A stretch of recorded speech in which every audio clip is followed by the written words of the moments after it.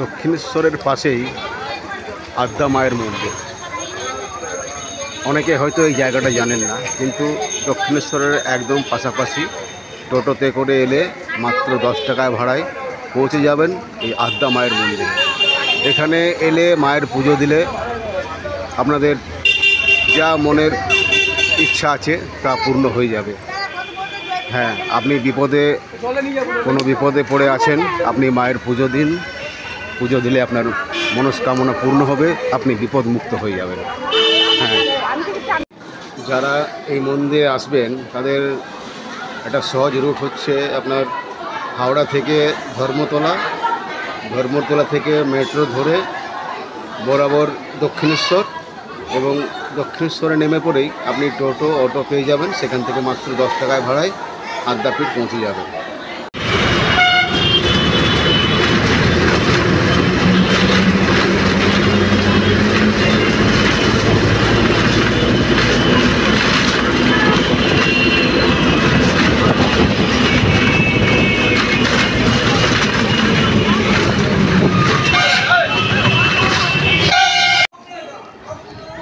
এই মন্দিরের বাইরের অংশ, এই যে মন্দির, এটা মায়ের বড় মন্দির।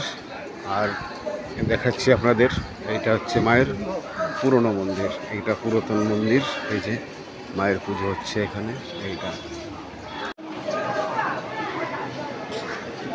এটা আদ্যা মায়ের পুরনো মন্দির।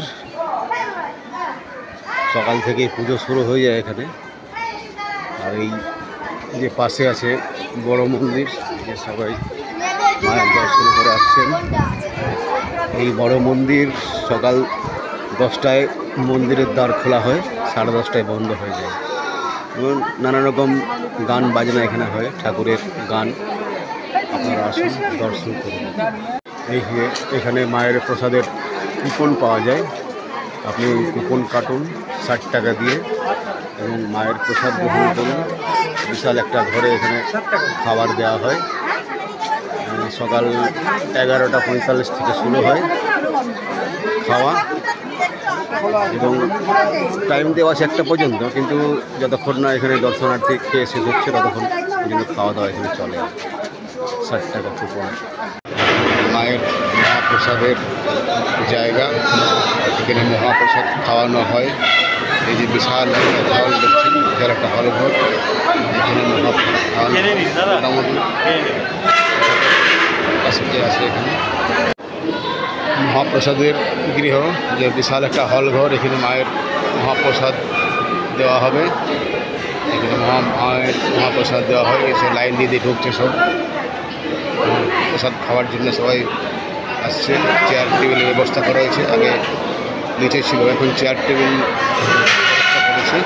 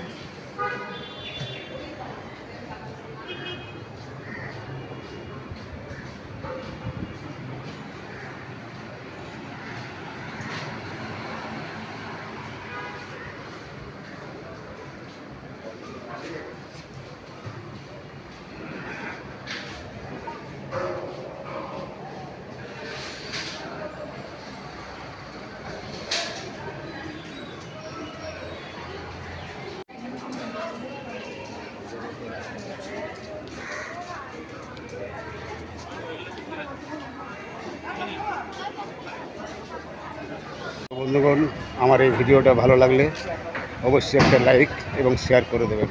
নমস্কার।